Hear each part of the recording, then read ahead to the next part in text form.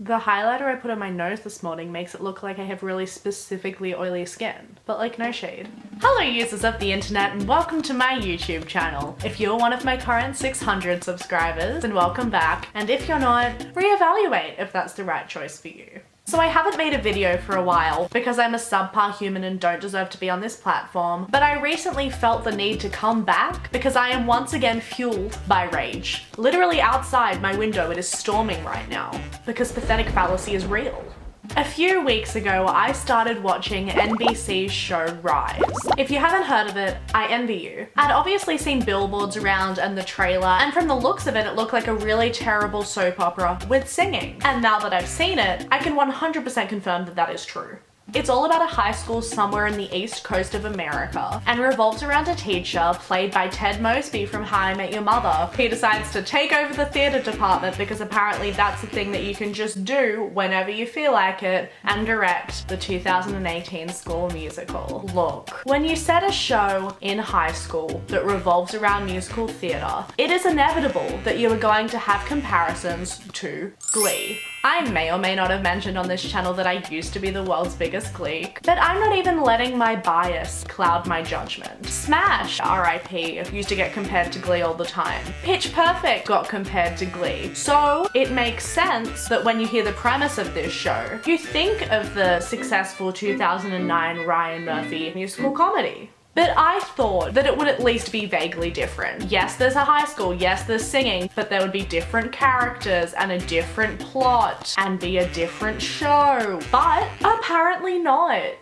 NBC was like, originality, who is she? We're going to take this show and do the exact same thing, but make it terrible. Say what you want about the later seasons, but season 1 was good. It was critically acclaimed. It was nominated for Emmys. And the reason people liked it was because it didn't take itself seriously and made loving fun of musical theatre. You may have noticed that I myself am a fan of musicals. I wouldn't say I'm subtle about it, but a lot of people out there are like, musicals are dumb, musicals are cheesy, musicals have no sense of humor. And Rise literally proves these people right. It is everything that anyone could ever hate about a musical genre. Literally, I think the writers of The Young and the Restless would watch this show and be like, that's a bit unrealistic.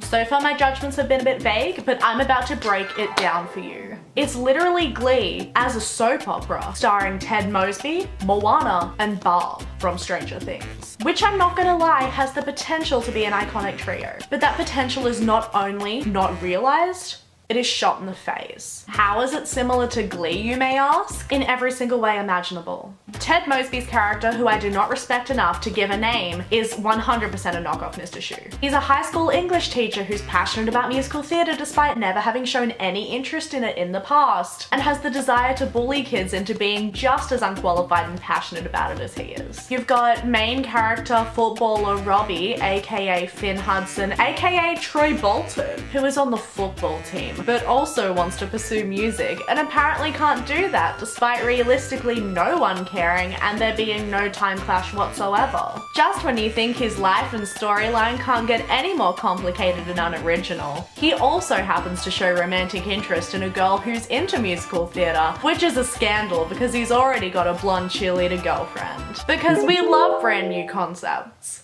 There's Simon, aka Kurt Hummel, who's super into musical theatre but secretly gay, even though it's 2018 and no one cares about his sexuality. The kicker is, to cover up his sexuality, he pulls a Kurt in season 1 episode 4 of Glee entitled Preggers, and instead of telling everyone that he's secretly in love with Rachel Berry, says that he's secretly in love with Barb, whose side note honestly deserves better in every single show she's on. She's, spoiler alert, dead in Stranger Things, she misses out on the role of Carrie in the questionable musical episode of Riverdale, and now she's playing a character named Annabelle, and in a relationship with a homosexual. I mean, honestly, my future though. Then there's Lilette, aka Moana, who is kind of like Marley in season 4 of Glee, which is already a bad idea because why model the main character of your new show on an old show's second generation character that literally nobody cared about? Like Marley, she lives with her single mom and is struggling financially, but who cares about that because she really wants to sing.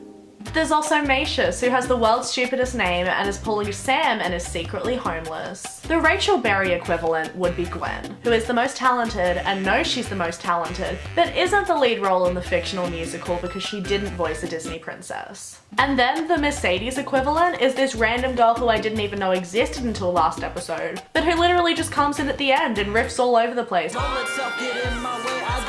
for no particular reason. However, the Glee and Rise similarities go further than merely character traits. Literal exact plot points are stolen and reappropriated in the worst way humanly possible. So Ted sees potential in knockoff Finn in the pilot episode, despite him demonstrating little to no musical talent. And instead of just asking him to be in the school musical, he deliberately fails him and then blackmails him to be a part of it. Yes, this is just like when Mr. Shu blackmailed Finn to be a part of the Glee Club by planting marijuana in his locker. Except that was funny, and this is just sad and weird and unentertaining. To top it all off, the school musical that Ted decides to put on is Spring Awakening.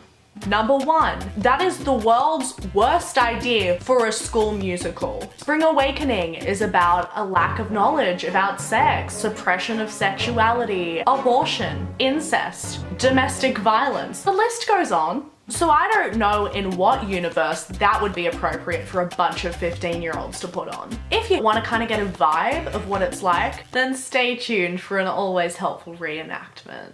Principal Ward, so I've had a think, and the school musical we should definitely do is Spring Awakening. Interesting choice. How appropriate would you say the show is? I think it's totally fine for the kids. Is there any swearing? Yes, in every song. Any sexual references? There is an explicit sex scene at the end of Act 1. Does it have a happy ending? At the end of the musical, the male lead's best friend kills himself and his girlfriend dies as a result of a botched abortion. Do you think the students will be totally comfortable with doing this? Absolutely not. Well, that all sounds great. Best of luck. See you opening night. I mean, does this look like the poster of a family-friendly musical?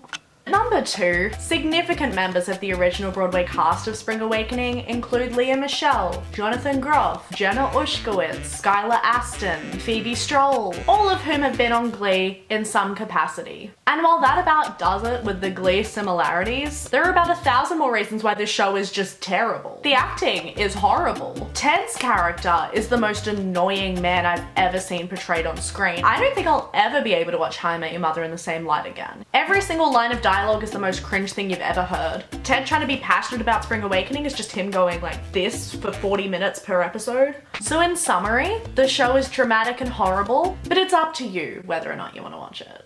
And that's all I have for you. If you agree with me and think that this show is terrible, or if you disagree with me and think that it's the best show to ever air on television, then please thumbs up and subscribe, and I'll see you next time. Thank you so much for watching. Bye!